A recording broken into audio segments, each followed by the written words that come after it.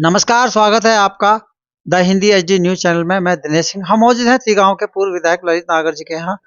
अभी हाल के दिनों में जब ये विधानसभा क्षेत्र में अपना दौरा कर रहे थे तो उनको हल्के से जो है पैर में मोच आ गई थी। जब इन्होंने वहाँ डॉक्टर के पास गए तो बताया कि इसमें फ्रैक्चर है, जिसमें इनको कम से कम नहीं तो 2 हफ्ता जो है आराम करने की डॉक्टरों ने सलाह दी है।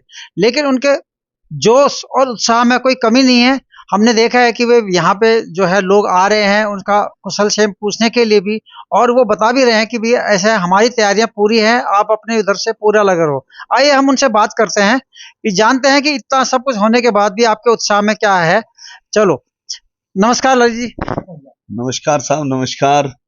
मैं 2-3 दिन पहले चुनाव की तैयारियां चल रही थी, डोर टू डोर कर रहे थे और डोर टू डोर करते वक्त कहीं से सीढ़ियों पे से उतर रहे थे। ध्यान दिया नहीं, वो सीढ़ियों पे पानी बिखरा हुआ था तो मैं नीचे गिर गया, फिसल गया। फिसलने के बाद मेरे पैर में फ्रैक्चर आ गया, हड्डी टूट गई। एक बार तो लगा कि भाई हड्डी टूट गई, बड़ा मुश्किल हो गया, कैसे काम करेंगे, अब चुनाव सिर पर है। लेकिन जैसे ही मैंने 2-3 दिन देखा तो जितने भी हमारे क्षेत्र के बुजुर्ग हैं, नौजवान साथी हैं, चाहे वो हमारे परिवार के सदस्य हैं, सबने कहा कि भाई आपको अभी 1-1.5 महीने के लिए बेड रेस्ट बता दिया, प्लस्तर चढ़ गया। तो सबने कहा कि भाई हम चुनाव संभालेंगे, हम चुनाव लड़ेंगे। तो आज आप देख रहे थे लोग आ रहे हैं, जा रहे हैं, मिल रहे हैं और लोगों में उत्साह है और हम में भी कोई जोश की कमी नहीं है, क्योंकि पिछले 5 वर्ष से मेरी चुनावों की तैयारी चल रही थी। मैंने पूरा क्षेत्र डोर टू डोर कर रखा है। आज क्षेत्र से लोग मिलने आ रहे हैं और वो कहते हैं कि भाई हमारा गांव हमारे जिम्मे है, हम संभालेंगे। कोई कहता भाई हमारी कॉलोनी हमारे जिम्मे है, हमारा सेक्टर हमारे जिम्मे है, हम संभालेंगे, आप चिंता ना करो। और मैं तो पता नहीं है कैसे चोट लग गई, ध्यान कहाँ चला गया। अब भगवान से प्रार्थना करता हूं कि ये जल्द से जल्द 10 डेज का 15 डेज का तो बेड रेस्ट बताया टोटली, तो 15 डेज के बाद मैं समझता हूँ नॉमिनेशन के बाद फिर हम लोग मैदान में आ जाएंगे और जिस स्थिति में भी उस समय होंगे उस स्थिति में अपने लोगों के बीच में जाएंगे और वोट मांगेंगे, अपने कांग्रेस पार्टी के लिए चुनाव प्रचार करेंगे।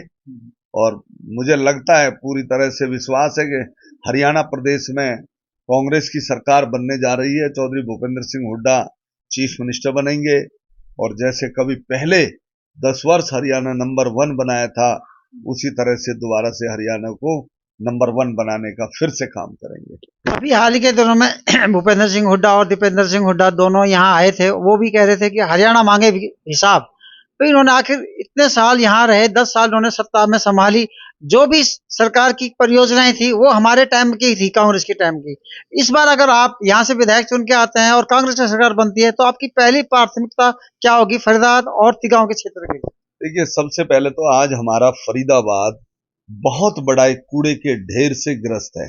जगह जगह बड़े बड़े कूड़े के ढेर पड़े हैं, जगह जगह जो रेनिंग वाटर होता है वो लॉगिंग हुआ पड़ा, रुका पड़ा है। बहुत इस तरह से आज हाल खराब है। सबसे पहले जो शहर स्वच्छ होना चाहिए, सुंदर होना चाहिए, रोड बढ़िया हो, पार्क डेवलप हो, हमारा ग्रेटर फरीदाबाद रोड आगे बढ़े, सीवर लाइन ठीक हो, सबसे पहले हमारा ये काम होगा।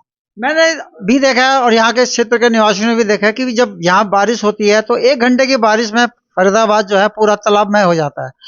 हालांकि इसके लिए समय समय पर जो है वाटर लॉगिंग सिस्टम के लिए सीवरेज प्रणाली की व्यवस्था की, लेकिन फिर भी वो नाकाफी है।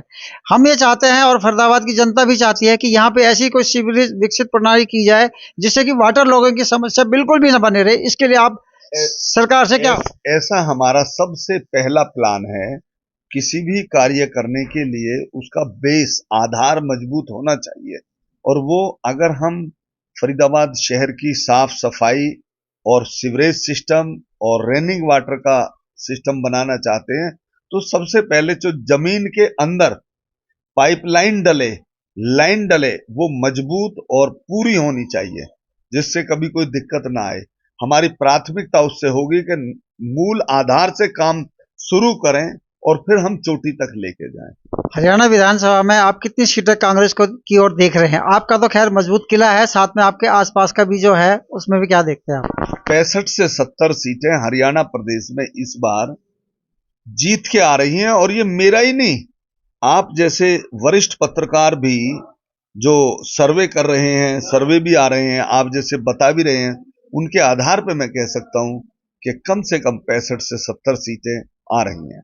ये थे हमारे बीच ललित नागर जी, जिन्होंने बताया कि हमारी सरकार आएगी तो उसकी क्या, सरकार की क्या रूपरेखा रहेगी, क्या प्रार्थना रहेगी। देखते हैं, अभी चुनाव में अभी टाइम है।